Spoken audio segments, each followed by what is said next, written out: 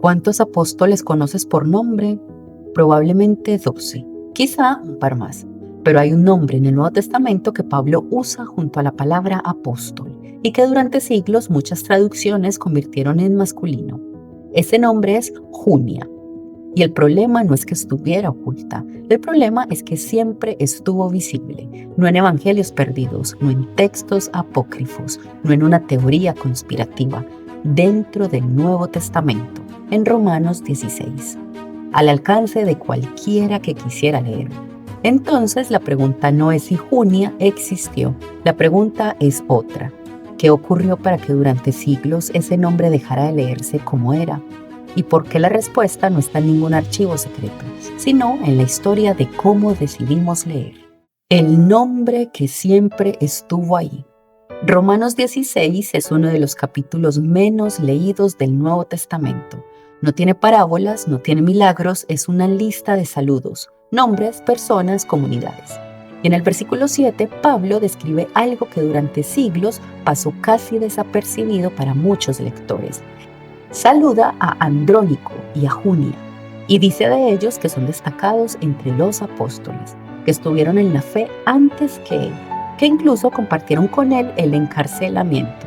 Ahora bien, Junia es un nombre femenino, está documentado ampliamente en inscripciones, registros y literatura greco-romana de la época.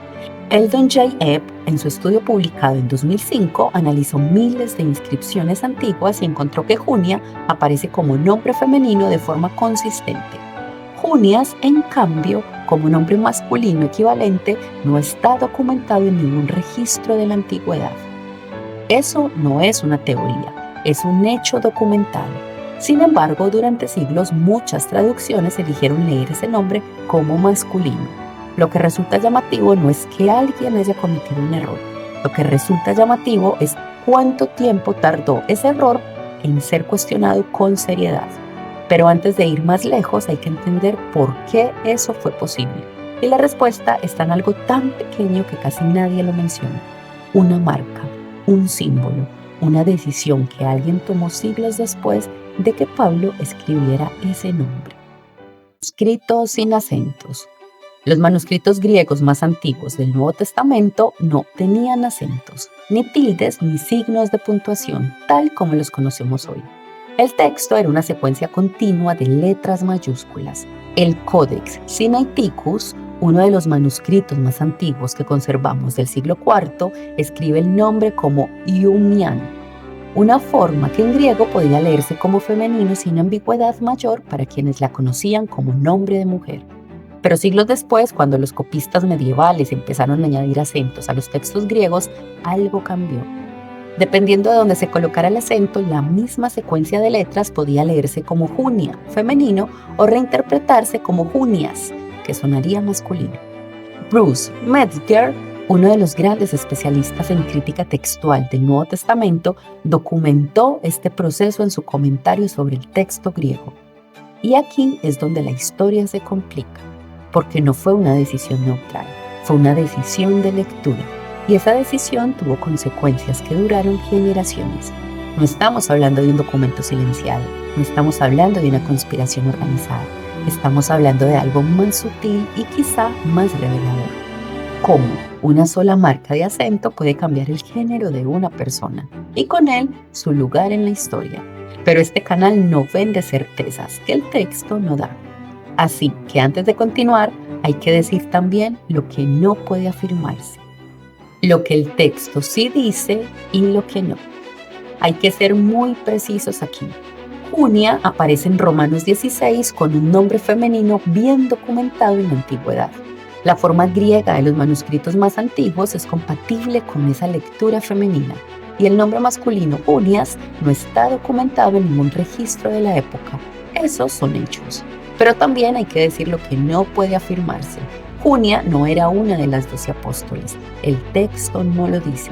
No existe evidencia de que ocupara una jerarquía formal equivalente a la que ese término adquirió más tarde como cargo institucional. Y no hubo una conspiración central, coordinada y deliberada para borrar su figura. El proceso fue gradual, textual, acumulativo. resultado de decisiones de lectura que se fueron sedimentando durante siglos. Lo que sí puede decirse con precisión y sin exagerar es esto. Una mujer aparece en el Nuevo Testamento en una posición extraordinaria para el contexto del siglo I. Los testimonios más antiguos no encontraron problema en ello, y la duda sobre su género apareció mucho después, no en el texto, sino en la historia de cómo se decidió leerlo. ¿Quién decidió que sí había problema y cuándo? Aquí quiero hacerte una pregunta antes de continuar. Si los primeros lectores no encontraron problema en reconocer a una mujer en este lugar, ¿qué dice eso sobre cómo leemos los textos antiguos? ¿Leemos lo que dicen o leemos lo que esperamos que digan? Déjame tu respuesta abajo. No hay respuesta correcta. Hay una conversación que vale la pena tener. Lo que dijo Crisóstomo. Juan Crisóstomo vivió en el siglo IV. Fue obispo de Constantinopla. Es considerado uno de los padres de la iglesia más influyentes de toda la historia del cristianismo. Y en su homilía 31 sobre la epístola a los romanos comentó el versículo 7 del capítulo 16. Lo que dijo no dejaba lugar a dudas. Reconoció a Junia como mujer y expresó admiración explícita por el hecho de que una mujer hubiera sido considerada digna del título de apóstol. Para él, en el siglo IV, eso no era un problema teológico, era algo extraordinario que merecía ser celebrado. Esto nos obliga a preguntarnos algo muy concreto. Si uno de los padres de la iglesia más influyentes no tuvo ningún reparo en leer a Junia como mujer y apóstol en el siglo IV, ¿cuándo empezó el reparo y de dónde vino? La respuesta no está en el siglo I, está en los siglos que vinieron después y en la forma en que la tradición fue filtrando lo que parecía posible y lo que no. Esto no prueba una conspiración, pero sí muestra algo importante. El problema no está en el texto, el problema está en la historia de cómo se leyó el texto. Porque esto sigue importando. Junia no fue inventada, no fue rescatada de ningún archivo secreto, no necesitó que nadie la descubriera en el siglo XX. Siempre estuvo en Romanos 16, siempre estuvo disponible para quien quisiera leerlo. Daniel Wallace y Linda Belleville, especialistas en gramática griega del Nuevo Testamento, señalaron que la construcción gramatical usada en ese versículo indica pertenencia al grupo, no simplemente reconocimiento extremo. Es decir, que la forma más natural de leer ese texto en griego, koiné, es que Junia y Andrónico formaban parte del círculo apostólico. No todos los especialistas están de acuerdo. El debate existe y es legítimo, pero lo que no admite debate es esto. El texto siempre estuvo ahí, el nombre siempre estuvo ahí. ¿Cuántas otras figuras pasaron por el mismo proceso? ¿Cuántos nombres fueron leídos de una forma cuando podían haber sido leídos de otra? ¿Y cuánto de lo que creemos saber sobre el cristianismo primitivo viene del texto mismo y cuánto viene de siglos de decisiones sobre cómo leerlo? Esa pregunta no tiene una respuesta fácil, pero es una pregunta honesta. Durante los primeros siglos del cristianismo no hubo controversia sobre Junia. Era mujer, era reconocida en el ámbito apostólico y eso no escandalizaba a nadie. La duda no es antigua como el texto, la duda es posterior a él.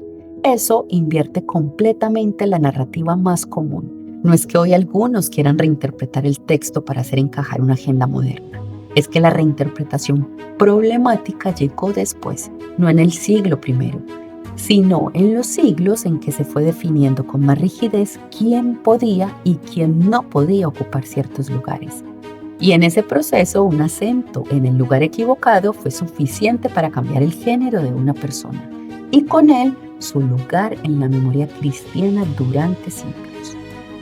Junia no necesita que nadie la rescate, solo necesita que la leamos, que nos detengamos en Romanos 16, versículo 7 y preguntemos qué dice el texto, no lo que esperamos que diga, no lo que nos resulta más cómodo, lo que dice. Y lo que dice es que una mujer estuvo ahí, en las primeras comunidades, reconocida por Pablo, admirada por Crisóstomo y guardada durante 2000 años en un versículo que muchos leyeron sin detenerse. El misterio de Junia no es que estuviera oculta, El misterio es que siempre estuvo visible y eso quizá dice más sobre nosotros que sobre ella. Si Julia te sorprendió lo que Pablo dijo sobre María Magdalena y lo que Pedro hizo con eso, va a obligarte a hacer las mismas preguntas. Te lo cuento en el siguiente video. Suscríbete a Divinidad Oculta, activa la campanita y déjame tu like para seguir explorando las figuras que los siglos dejaron en los márgenes pero que los textos nunca borraron. Soy la voz de Divinidad Oculta. Gracias por acompañarme en este viaje al corazón de lo desconocido.